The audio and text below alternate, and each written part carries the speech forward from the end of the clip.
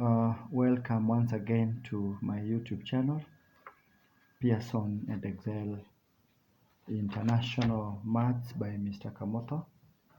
And again, we are continuing to explain Pearson and Excel International A-Level Pure Mathematics Book 1. And we have been explaining from topic 1, and now we are in topic number 5, where we're talking about straight line graphs. And today we're looking at perpendicular lines. Make sure you subscribe to my YouTube channel. Make sure you share these videos widely, and make sure you like so that we can move together this journey of mathematics. And I'll be talking of example 11 on page 194. And example 11, we are told that work out whether these pairs of lines are parallel, perpendicular, or neither. And before we go there, because in the previous video we have seen how parallel lines behave, it is important to note that the gradient, the product of the gradients of two perpendicular lines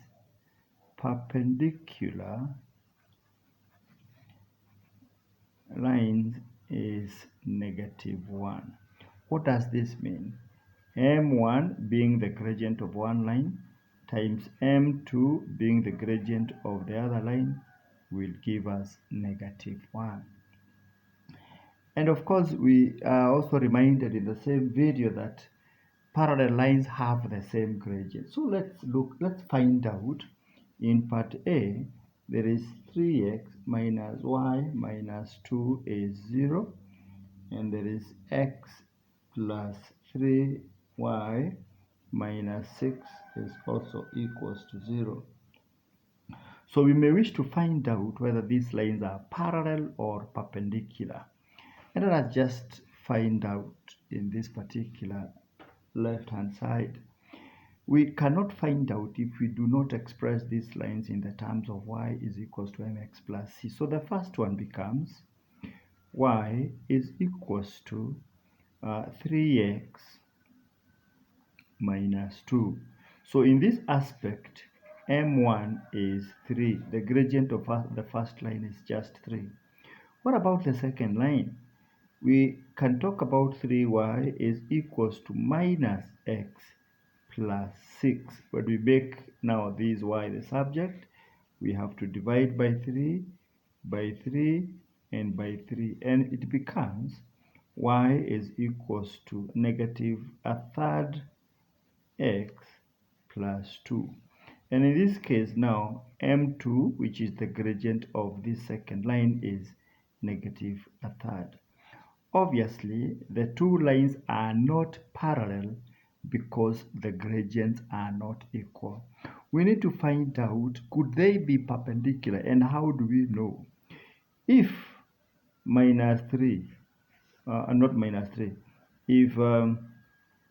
if this 3 we multiplied by -1/3, does it give us -1? Of course it does, because this is 3 times -1 is minus 3/3, which is -1. If that is true, then the two lines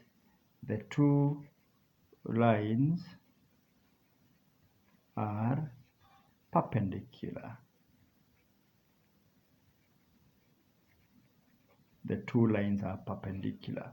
It follows that the two lines have been found to be perpendicular.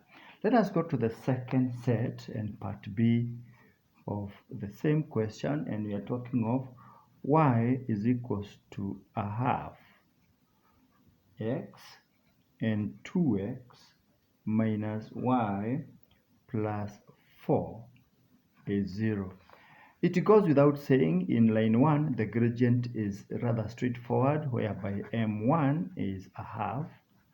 we have no c, but m1 is just a half. But for the second line, we need to make the y the subject of the formula, and you're going to have y is equals to 2x plus 4. And obviously now m2 becomes 2. Obviously, these two lines are not parallel. The two lines are not parallel. Now that m1 is not equals to m2, the two lines are not parallel. At least we can make that conclusion. Let us verify, could they now be perpendicular? Let us find out. So are they perpendicular? Are they then perpendicular? That's now the other question. Let's find out. m1, which is a half, times m2, which is 2, this one can obviously be over 1, is going to be 2 over 2, which is 1 and positive. And we can now conclude and say, since it is not -1, and again, we can talk about now that m1 times m2 is not equals to -1. The two lines are not